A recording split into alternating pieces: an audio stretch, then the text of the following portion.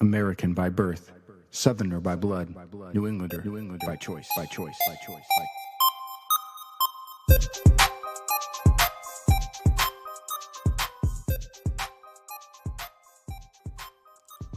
Welcome back, everybody. I'm so excited you're back listening to Pilgrims Digress.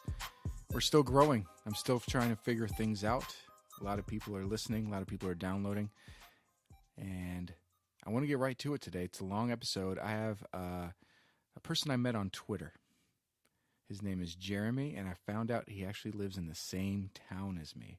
So we're going to get right to it. We're going to be talking about craft beer, and we're going to be talking about video games. We talked about a lot of other stuff, too, that I'm saving for later, and maybe even a special surprise episode coming up this week. So if you haven't already, follow me on the web at pilgrimsdigress.com, on Twitter at pilgrimsdigress, Facebook /pilgrimsdigress, Instagram pilgrimsdigress.NE. That NE is for New England. I'm looking forward to having more guests with even wider ranges of specialties and expertise. Let's get right to it.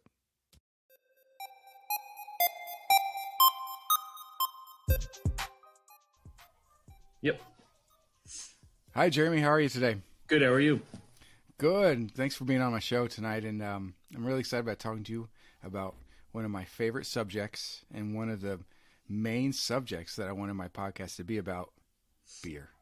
Thanks for having me. I'm excited to talk about it too. Getting into craft beer for me was actually a pretty long time ago. I remember getting into Sam Adams early and just be like, oh, this is not Budweiser, and getting like really interested. And but we'll get after that later. We're going to talk about a little bit about New England first, and its relationship to craft beer. And I know we, I think we officially met on Twitter. Yep. 2019. Here Yes. we are connecting on Twitter, and we live in the same town. Yeah, small world. That's so funny. So it's really convenient, and we know a lot of the same places, and we know might even end up knowing some of the same people. So let's get into it. I want to know about your relationship with New England, and I want to know what it feels like to be a true blue New Englander, because I only moved here in 2008, and it is the place where I've lived the longest. But it's something that really intrigues me, the culture and the setting, and I really like talking to true blue New Englanders. What was it like growing up, and what's it like for you now? So much like you, I kind of migrated here. I've been here about 20 years now. It's a very proud culture, New England. It's a lot of blue collar, hardworking, prideful people. They take a lot of responsibility for what they do, and you can tell by the products that they put out, whether it's beer, whether it's clothing, whether it's seafood that we eat on the beach. It's all really prideful stuff that they do here. Yeah, and it's funny you mentioned that. One of my running things about New England, one of the first things I noticed was and my parents are from the South, and I was kind of raised with some of those flavors, if you would. And when I moved up here in 2008, I noticed probably the first week, it was during the summer, there was women mowing the lawns, and I was just like, what is going on? I've never seen my mother mow the lawn, and I'm walking around. It was crazy. And so you're right about like the work ethic, the do-it-yourself. Even though it kind of seems like it's a leave me alone type of situation, I find that family bonds are a lot closer than what I've experienced in the South. So what about like the setting? Like, what did you notice, and what have you enjoyed about living in New England as far as like the setting and visuals? Yeah, I mean, one of my favorite things about New England is the seasons. That's a huge thing for everybody that you talk to about here. Like my grandmother just recently moved back from Florida, and she's like, I missed fall. The colors, the brightness, you can go to orchards, get fresh apples. Every city in New England, major city, Providence, Boston, all those guys, they're all different. They all kind of had those different flavors. Yeah, the setting's really nice when and you always see it, but even around this time in April, May, it hits like 45. The kids where I teach are wearing shorts and flip-flops already. There's people outside jogging. All right. It makes you appreciate the spring a lot more. Oh, for sure. Yeah. Awesome. Well, that's New England, right? So I'm hoping that we can tie that back in later when we talk about beer. We're going to talk a little bit about gaming as well. And lastly, spoilers. I'll mark it in the show notes. We're talking Game of Thrones. We're avid fans. How convenient. These are some of my favorite subjects. All right, Jeremy. Yes, sir. What are you drinking right now? I'm drinking a treat from Treehouse. A treat? Yeah, it's one of their newer IPAs that they did for Halloween. I believe it's brewed with Mosaic and Citra. It's absolutely delicious, much like most of the things they do from Treehouse. What were you doing when craft beer came around? How did you get into it, and what were your favorites? So when I first got into craft beer, I was kind of like you, kind of Sam Adams kind of grabbed my attention. But one of my bosses at work was just hounding me to get to Treehouse. Like, you got to get there, man. They make some of the best stuff in the world. You got to try it. And was this when it was over in Munson? Yes. I remember waiting about an hour for 4 cans. And I believe the first beer I had from them was Lights On, and it changed everything for me. I was like, holy smokes, what have I been doing? Where have you been all my life? Awesome. Were you now? We were talking off air about your occupation. Yes. Were you working there at the distributing company during that time? Yes, I've been at Atlas now for 7 years almost. What does Atlas distribute? We are a Miller Coors house mostly. We do have a soda division, but we do Miller Coors, Guinness, Corona. We do Greater Good, Dogfish. We do all kinds of good stuff. Dogfish. I had Dogfish the first time at the original restaurant in Maryland, 2005. Yeah, and they still do it. They chalk all the specials, and they tweet them and they Instagram them out, and they had the little. That was my first time with the little what's it, a snifter? Is that what they're called? Yes. Yep. Yeah, so a little snifter, and I'll never forget that. My buddies were telling me, like, okay, man, you got the 60-minute, right, and then the 90, and they're like, just don't do the 120. That's crazy. I was like, give me the 120, dude. So I had the 120. It was all small, and it was. I think it might have been one of the first craft beers I ever had, and it was. Yeah. It was like a different beverage. It was like, this is beer? What's going on? So yeah. Them and Sam Adams, who we also distribute, are kind of like the OGs of the craft industry. They broke the mold. Yeah. I remember reading, there's an article, it's kind of old, about Dan Cook, about Coke? Whatever. About how he works and how he eats. You ever seen this? How he takes a spoonful of yeast, like halfway through a day. That's crazy. I want to try that. Where the yeast eats the alcohol for him. Yeah, he's a character. I've met him a handful of times. All right, I'm going to get to the mic here. We're going to get this. Treehouse, I got Ma. That's a good amber ale. Amber ale. All right, we're going to decide which one I'm going to drink here. Now, this one's like... That's brand new. Almost perfect. What's this? Dad shoes? That's a stout. I believe it has berry notes in it, a little bit of chocolate. Coconut milk. Yep. Wow. I haven't tried it myself. 8.2%. Hopefully I'll make it through the show. All right, what's next? Ooh, a little Super Typhoon? Super Typhoon. Jeremy can see me on video. We're using video as well, so that's how he's predicting my beers. Treehouse, give me a call. I'll do commercials. Now, Jeremy, I've had Treehouse before. I've never been there, sadly. Really? Yeah. Where you live, 10 minutes from it. Dude, You've never been. Close. I know. And then the last one I have is Haze, which I've had before. Yeah, that's a staple. That's one of my favorites. I just had this chocolate shake. Should I go with the stout? It sounds like that's a perfect pairing. My palate is already prepped. Put this back in the dad shoes. How appropriate. All right. Here goes. Live taste test. Jeremy, while I'm cracking this, Tell me, what's your have you done research? Do you know a lot about?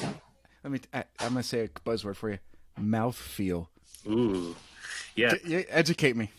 So typically, when you're drinking beers, whether it's stouts, porters, IPAs, lagers, they all kind of have different mouthfeels. So when you're drinking, Super Typhoon, for example, it has kind of that silky, almost milkshake feel, where stouts kind of coat the inside of your mouth. Sometimes there's a little bit more bitterness. It all depends on the malt and the yeast that they use, and that kind of makes up what goes on in your mouth and how your taste buds react to it. Okay, well, I've got more questions then. So if I drink this out of the can, will you come at me through the screen? Is that okay? Yeah, go ahead, man. I mean, if you don't have a glass, that's good. I won't think any less of you. I appreciate it. Dad shoes is kind of the ultimate dad treat. Treehouse, give me a call. Oh, I dripped all over the place. What's your first thought? I can't think of another stout it reminds me of. Yeah, and I like stouts. And I've had European Guinness. None of this American Guinness swill. Like I want to say bitter, but it's not.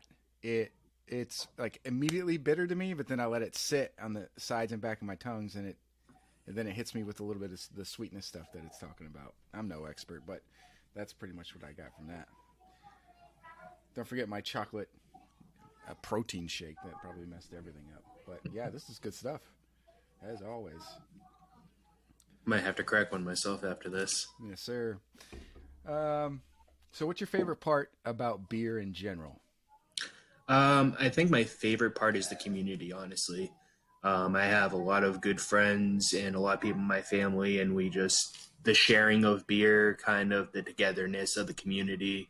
There are, some people that are a little high up on their horse there. I think they know better than you type people, but let them rain on our parade. It's just you get together, you have beer, you kind of talk about it, and it's fun to do. I like trading beers, drinking beers, talking about them. Yeah, it's a decent hobby. It almost it's almost like a hobby. And it's so interesting because I teach history, right? And I kind of have an idea about what the history of alcohol is, and I've done a little fun research on it. And I mean, if you gave a craft beer to a monk from the 11th century, he would probably think you're a demon from hell, because their beer was just. First of all, he'd be like, "This is cold." Before I don't know when they invented lagering, which is some German word for making it cold, as far as I know. But now that it's such a modern thing, right? You know what I mean? It's almost more than it's like a postmodern thing. You know what? I just thought of this. I think I would say within 200 years, in your history classes, you will learn about craft beer alongside the internet. Like it's like the same, it all came around the same time. Yeah, definitely. I could see that happening. The craft beer movement. Yeah. So on that, and I've been asking a couple friends who I know that brew and that are in the business. I said, dude, is there a craft beer bubble right now? I think there might be. There's so many breweries that are trying to do the same thing, and it's oversaturated at this point. Yeah. And eventually that dam is going to break, referring to your bubble. Some of the breweries around here, like your Greater Goods, like your Trilliums, like the guys that do a lot of different varieties, they'll stick around after the New England IPA style dies off. Guys like Treehouse, not so sure about. Is that their bread and butter? Yeah. Well, even Greater Good. I mean, they're the heavy hitters. And I was talking to my friend who works there. I asked him the same question. I said, "Do you think Greater Good would survive a bubble burst?" And he said, "Yeah." He goes, "We talked about it all the time." He said, business is booming. He said, but we have such a niche in even the bubble that we feel like we're going to be doing all right.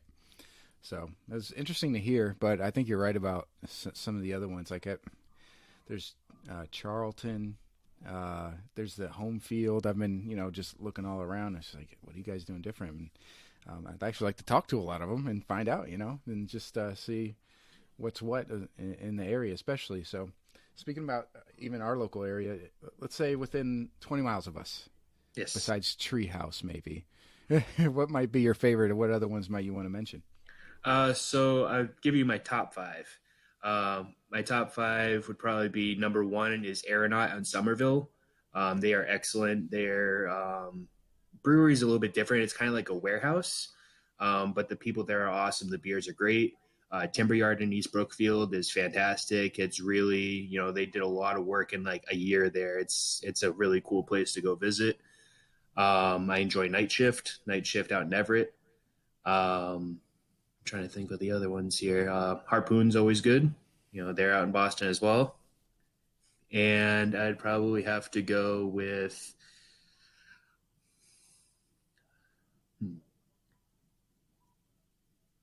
Trying to look at my table here because I have all my breweries here. Connecticut Valley Brewing. Yes, They're very good as well. Oh no, I'm. Who am I thinking of? What city is that in? Have you been to it? Yes. Connecticut Valley. What does it look like? I Uh, think if I've been there. it's very like upscale as far as tap rooms go. You walk in there and you almost feel like you're at like a five-star restaurant. They have all the high tops. They've Are got there? Yes. Are there two parts to it? There's like a big long bar and then a dining area. yes. Yep. Yes, I have been there. Yeah, it's Yes. it's really nice. Yeah, my wife used to work in a library down there, and every once in a while she'd work like a 4-hour shift or something, and so this is before we had kids. I would drive her down and hang out there. It was a really cool place. Yeah, Give it's her it's a kids, cool right? place to go visit. All right, cool. Now let's expand it. All of New England craft beers. Which one comes to mind when you think New England craft beer? Hills Farmstead up in Vermont. They are fantastic. It's 4 hours from where we live. So it's kind of a hike, but you get up there and you see the mountains, you see all of the what Vermont has to offer. It is gorgeous.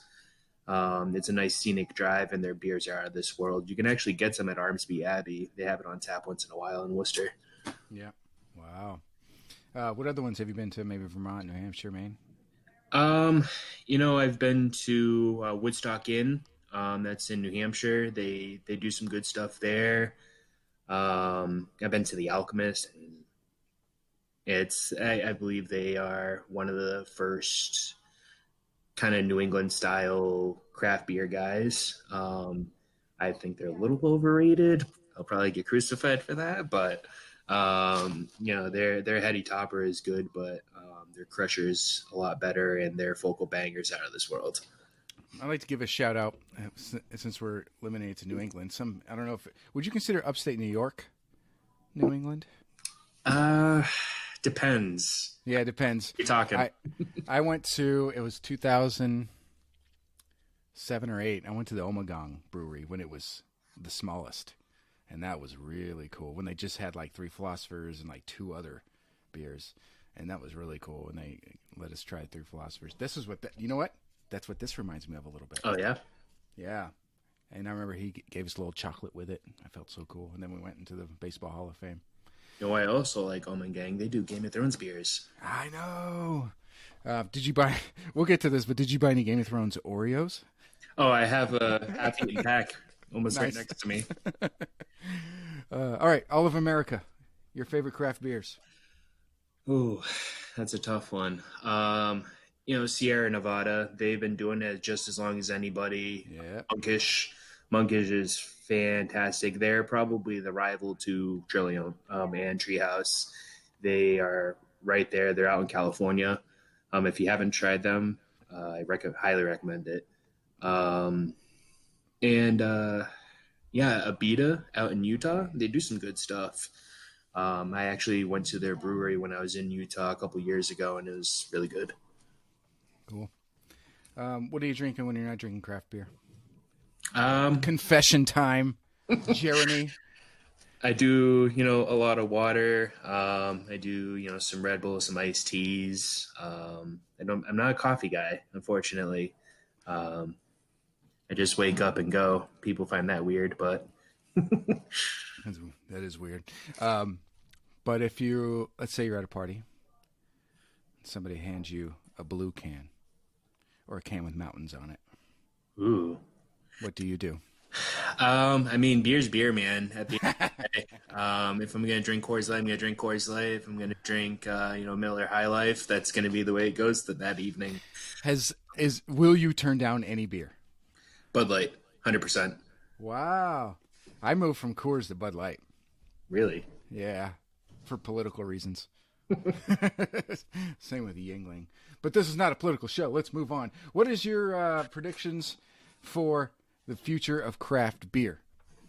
So, like I said earlier, I think the dam's going to break eventually with all these IPAs and everything, and it's going to find its level eventually. Right now, it's at the highest I've ever seen anything grow as fast as it has been. Like, you look around, and there's almost a craft beer brewery in every, It's like Starbucks. yeah, essentially. It's like there's one on every corner. Eventually that'll die off, and you're going to see, unfortunately, some of these guys close. Some of these guys get eaten up by bigger distributors like a Sam Adams, like, some of the big guys, but, the bigger macro breweries, as we like to call them, Wachusett, Sam Adams, Harpoon, those guys I think are here to stay. Like, they're kind of a staple in everyday life. But, these little guys, I think that unfortunately they'll start dying off, like the less popular ones. That's why you got to do something different, like you said earlier. I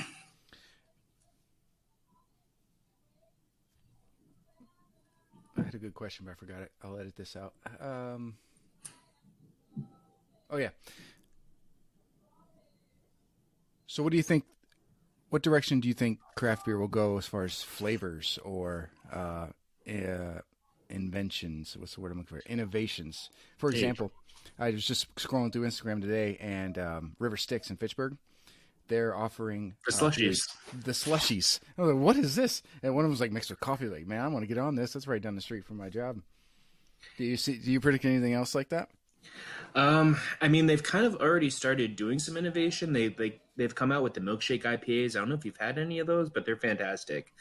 Like your normal IPAs, but they put lactose sugars in them, so it's kind of a more creamy, rich IPA.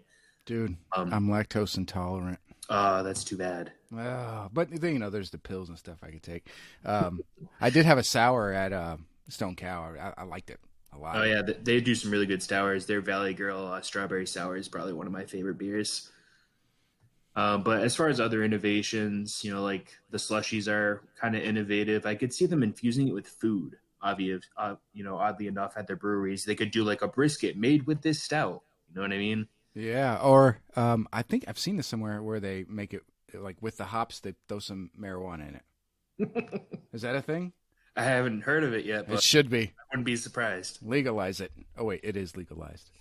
All right. Well, let's wrap up craft beer.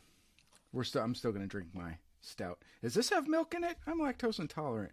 I'm not sure. It doesn't say so. It would probably say milk stout right on there. I think they had to have that disclaimer. It says Imperial Milk Stout. Oh, there you go. Dang. Careful, man. Get some Tums in you. I was wondering why I was feeling kind of iffy. Let's talk Bruins. Yes. I started watching hockey when I got up here. I followed 2013. Is that the one year they won? 2011? 2011 they won. 2013 they got into the finals versus the Blackhawks. That's right. So I remember winning in 2011. Here's a story for you. I had a friend who would take me to some hockey games, and it was funny because he was just like, all right, let me tell you what hockey is and how it's working. Ooh, milk stout. And he was giving me like the hockey 101. And to this day, I still have to think really hard when I think about icing. And I'm just like, because it's kind of like offsides in soccer, which I don't really follow or play, and I know what that is. So it's like offsides with soccer, but the blue line is the guy. Actually, it's the center ice. It's if they dump the puck in before they cross center ice, it's icing. What's the blue line got to do with anything? The blue line's offsides. Ah, icing offsides. Yes. Okay. And it's to keep people from cherry picking, essentially, right? Right. Good rule. Good rule. Okay, let's talk Bruins. How long have you loved the Bruins? How long have you loved hockey? Go. So Bruins I've loved majority of my life. It's kind of been integrated. I remember watching, Ray Bork and Cam Neely and stuff with my dad. And then, when Ray Bork got traded to the Avalanche and he won his first cup, I remember that was one of the only times I saw my dad cry. It's always been a big thing with my family. And, I have my daughter watching it with me and she gets all excited about it. So it's kind of just a big family thing. I have been watching hockey a long time and I can skate a little bit, but not crazy. But I like to get out on the ice in the winter. It's always fun.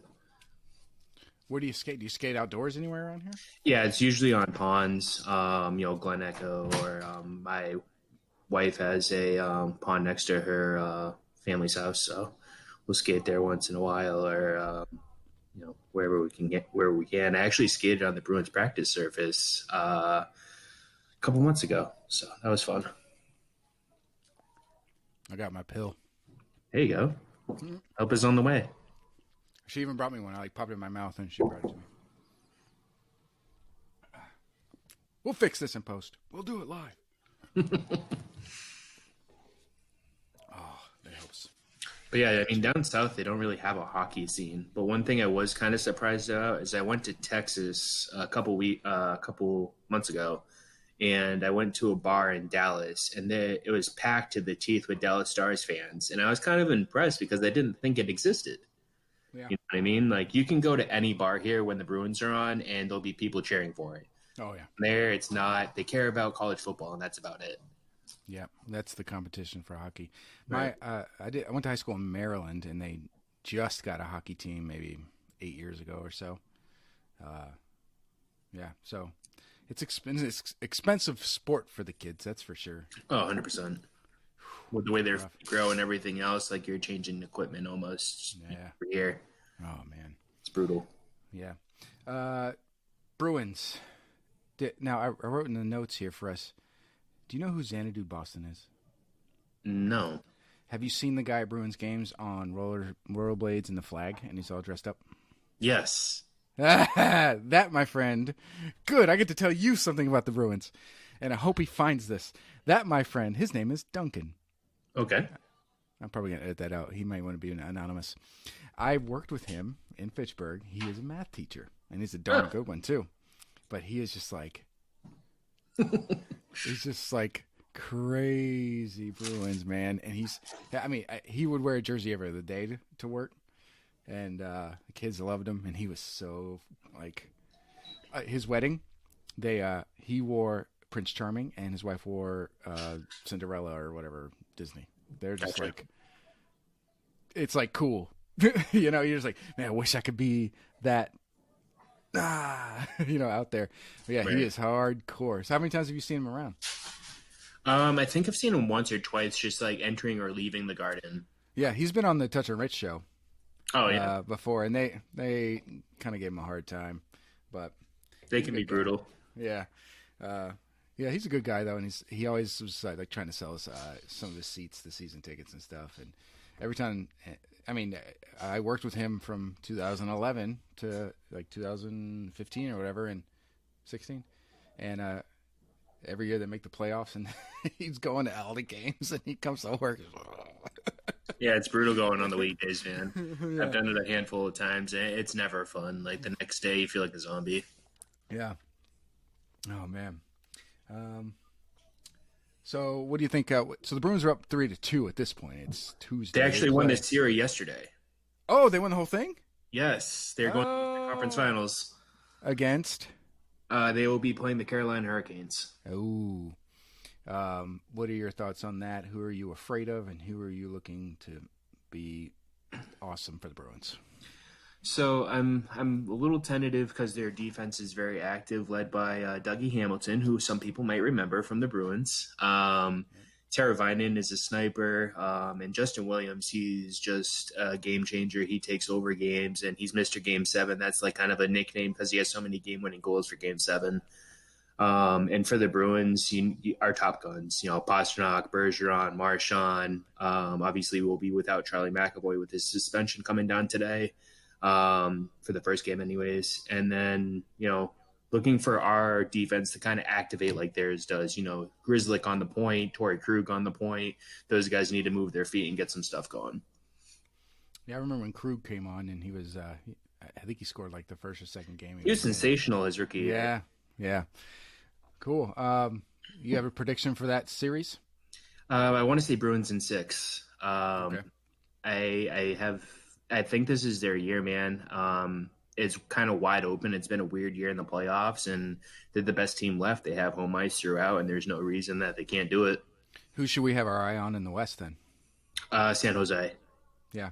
They're playing a game 7 either tonight or tomorrow night, and I think they'll win that, and I think they can roll whoever comes out of the other conference there. And San Jose is it. I think this is Joe Thornton's year to get to the Cup, and it'll be interesting.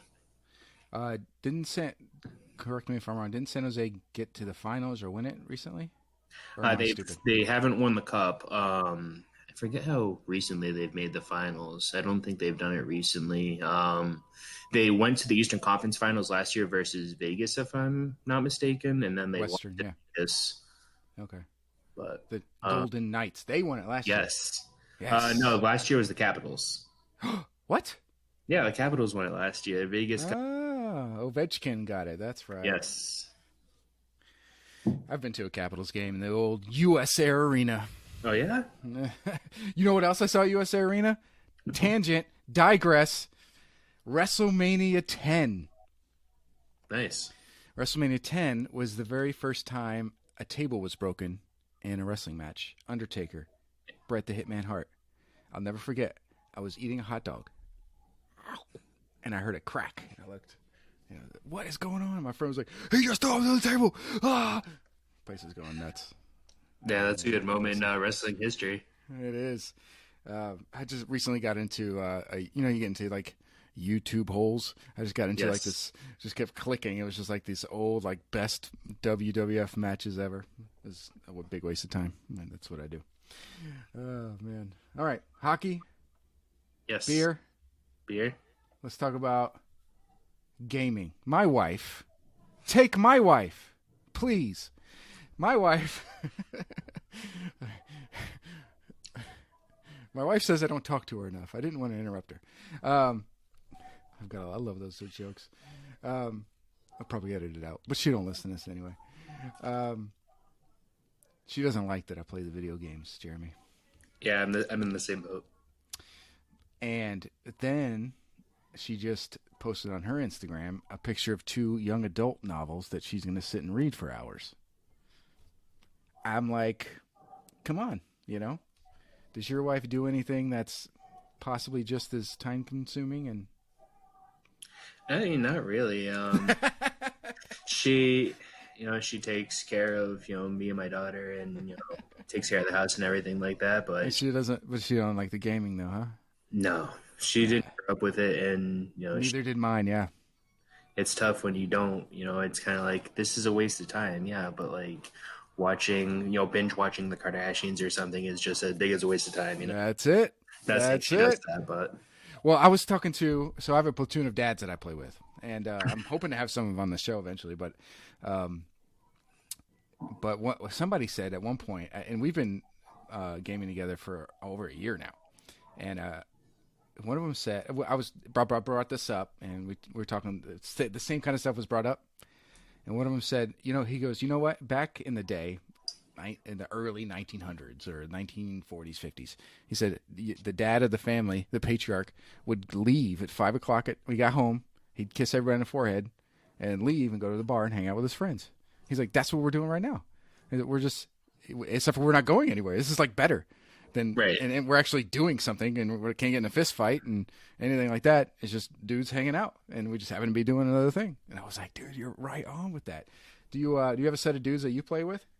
Yeah, I got a couple of buddies from high school that I play with, and a couple of friends I've made through the trade and stuff like that I've been friendly with, and we game together. And it's hard because we're all on opposite schedules, kind of, and it's fun. I like playing with people. Playing by yourself is fun too, but there's nothing like getting on a good online game and just completely immersing yourself. Exactly. Putting your mic down and be like, guys, cover my 6. Yeah. That guy's Uh, third. yeah, it gets me. It because I'm a teacher, right? So I'm like dealing with people all the time, and I need that time to like think about something else, to problem solve around something else other than you know smelly 14-year-olds. That's a tough age. Dude. Oh man. But you know what? You get the. I have some seniors and stuff too. They can be annoying too because you're just looking at them. You're like, you're an adult. What are Right. you doing? So Where's your paper? yeah, what's going on? Why Xbox? Why not PlayStation? Why not PC? I actually have all the systems except for Oh, really? I just prefer Xbox because its online experience is far superior than the other systems. PlayStation does great with single player games like not Left 4 Dead, Last of Us, and God of War. Those type of games are awesome, and on like Xbox is just so much better. Like the chatting's better, and it's just so integrated in the system. You can like literally drop out, drop in. You can start a stream if you want to easily, and it's kind of, I don't know the word I'm looking for. It's very difficult to do on the PS4 where starting a party and then you go into the game chat. Sometimes you drop out of the party. It's just not set up well. I wouldn't know. The last PlayStation I had was PlayStation 2.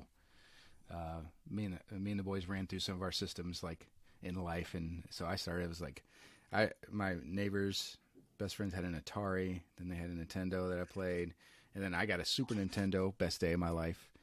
Um, I never forget opening that, seeing Mario on Yoshi. Yes. Super Nintendo. Then I got a Nintendo 64, and You have a then Switch? I never got a Switch. That was my last Nintendo 64. Gotcha. That was eighth grade, 1996. I just gave away my age. Um, and then I took a long break, like through college. I never had a system through college. Maybe that's why I got such good grades. Oh, you know what I did in college? Counter Strike. LAN parties on the dorm. Let's go. CS:GO? Yes. Oh man, the very first. I remember like, there's a new patch. Everyone's downloads Counter Strike 1.2. Yes. Yep. Um, that's what I did in college, my freshman year. And then PlayStation 2, Xbox 360, and now the other one. So what games do you play on the Xbox there? So I do. I've been playing a lot of Division 2 right now, which is they built a lot of good things on the first one and kind of converted that over to the new one, and just refined them and made them better. And I do a lot of indie games, stuff that AAA developers that aren't getting as much big show as everybody else, like the Halos and stuff like that. Right. But I've been playing this game called Flipping Death, where you become a part-time Grim Reaper, where you can kind of take control of people, and it's kind of fun. It's like a puzzle platformer. But there's a lot of really good indies out there that are just as good. Yeah, I've played. I downloaded Warface, not Warframe, but Warface. Have you seen that one? No. It moves and plays a lot like Battlefield. It's got the categories. What's that called? The category guy. You can be sniper, assault. Like classes? Yeah, classes. They got classes, guys. But from what I gather, I haven't got that far into it. You squad up with people and you play AIs, randoms, not other people, but you play the computer, and then you get so far through that, and it's a lot more tactical. It's one of the more tactical games. It reminds me a lot of the Division in regards to gameplay and tacticity. Did I just make that up? Tacticity? I don't know if that's a word, but That's a word now. Tacticity, tacticalness. And it was pretty cool. Like one part, you had to get over a really high wall. You could one of the teammates had to like boost you up, so you had to get it next to the wall, and then the other guy gets up and gets boosted up. That's cool. I'm gonna keep trying it out, see how it is. So you mentioned indie games. It's reminded me of that. It's a cool game. What do you say to people that might not think it's good for you? You're too old. You're too young. I mean, it's the same thing as if I mentioned the Kardashians earlier. I had to jest, but if you're gonna sit there and watch TV for a couple hours on end, like at least this keeps your mind active. You're sitting there, pressing buttons, as my wife likes to say, but you're keeping your mind active and you're thinking, you're interacting with other people if you're playing with other people, and it's the same thing. You know what I mean? It's like if you want to read your book, you're immersing yourself in a universe. Exactly. And you turning off the real world and immersion. That's a good word. yes, Immersion. Everybody does it. It's just a matter of how you're doing it. exactly. Everybody has their niche and what they want to do, and some people it's books, some people it's watching TV, some people it's movies. For us, video games. Yeah. How do you balance that with general life? It's tough. How much is too much for you? How much too little for you? It's a tough question. I try to do, on the weekends I'll do like an hour or two and then cut it off. But it's I'll go like 3-4 days without touching it, and life gets you. That's good. Yeah. Whether it's personal life, whether it's birthday parties, whatever have you. Yeah. So my teaching schedule, right? I'll have it rotates, right? So all the classes move down one. So I essentially have a different schedule every day, but I have the same classes, right? So there are 2 days where I don't have a morning class, and that's why I'll let myself stay up a little later, and then definitely on the weekends. But dude, summer's tough, man, to stay off of it. Yeah. Oh, can you imagine not having to work for 6-7 weeks and just being like, well, there it is. That'd be glorious. Last time, played a lot of Battlefield 1 last summer. It's a good game. Battlefield 1 is great. Yeah. I'm actually thinking about going back to it. That's how bad Battlefield 5 is coming around for us. But they just came out with an announcement they're going to do private servers. Which is good for me and my guys because, man, we're sitting around waiting. Because we'll have like, the most we've ever had is 10, 11 on all the time. Yeah. And, but on a busy weekend night, we'll have 5 to 8. And so we got split squads. Some people can't get in, the team. But it's a good time. Yeah, it's tough, but I think I'm tempted to do it right now. The average age of a gamer. Take a guess. Average age of gamer. I will say 21. You ready? Yes. This is Google from theesa.com. It's got a graph and everything. I'll put it in the show notes. The average gamer is 34 years old. Really? Yep. 72% are age 18 or older. Women age 18 and older represent a significantly greater portion of the video game population, 33%, than boys under 18. More women over 18 are playing more video games than boys under 18. Wow, that's impressive. Most parents, 70%, say video games are a positive part of their child's life. Let's talk Minecraft. We just discovered Minecraft. Yes. And the best thing that happened to us is my brother-in-law came over, and he had played it with his son for a while, and so he knew all the tricks. So within 10 minutes, my son had all the magic stuff immediately, and he's having a blast with it. He's building stuff. So what I'm seeing is I'll sit with him, and I'll play with him on my tablet. It gets pretty boring for me after a while, but he made this house and had a flat roof, and I was like, dude, you got to make another story on that house. He's like, okay, and he did it. I just walked away. I came back, and he had 2-story house right there. It was great. Have you played it with any children? Or by yourself? My nephew and nieces are huge into Minecraft and Fortnite, but the Minecraft it's fun for them because it's kind of like video game Legos. You can kind of do whatever you want in it, build whatever you want, and be whoever you want to be. And I think it's really good for kids. Kind of gets their creativity going, get their imagination going, and they all kind of get home from school, throw their headsets on, and they start building, and they have a good time with it. And, it is fun for, like you said, a little bit of time. I couldn't play it for like hours on end, but yeah, it's different from the other games. Especially up here when it gets dark at 4:30, around winter time, and it's just like, bleh, you can't just be stuck up in the house all the time. Right. So I'm looking forward to next winter when my son, he's 6 now. He'll still be 6 next winter. So he'll have his mind will be able to engage that way, even though he's not outside, which we spend a lot of time outside too. So Yeah, definitely. There's not a lot of kids nowadays that do the outside thing anymore. I remember like when I was growing up, just riding bikes and stuff like that, and it's weird because there's not a lot of kids riding bikes nowadays. They're all kind of inside on headsets. yeah, that's probably a discussion. We could probably do a whole episode on that, huh?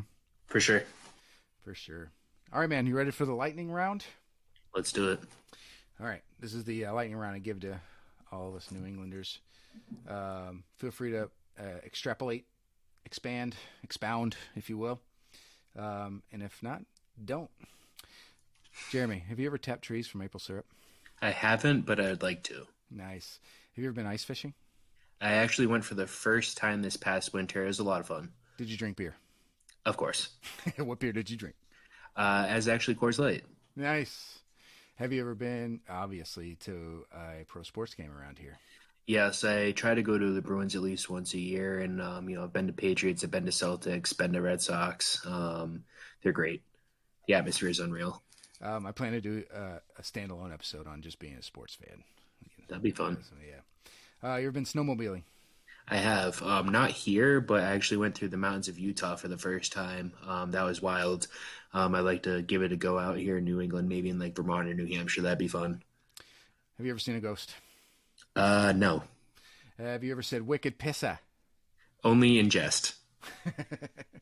Have you ever drank coffee? No, that isn't Dunkin' Donuts. No coffee for you. How do you? Okay, better lightning round question. How do you resist Dunkin's? It's gross. It is gross. I don't care if you're listening, New Englanders. I drink it at least 3 times a week. It's pretty gross. It's just coffee's bitter for me, man. I can't do talk. I'm a coffee snob.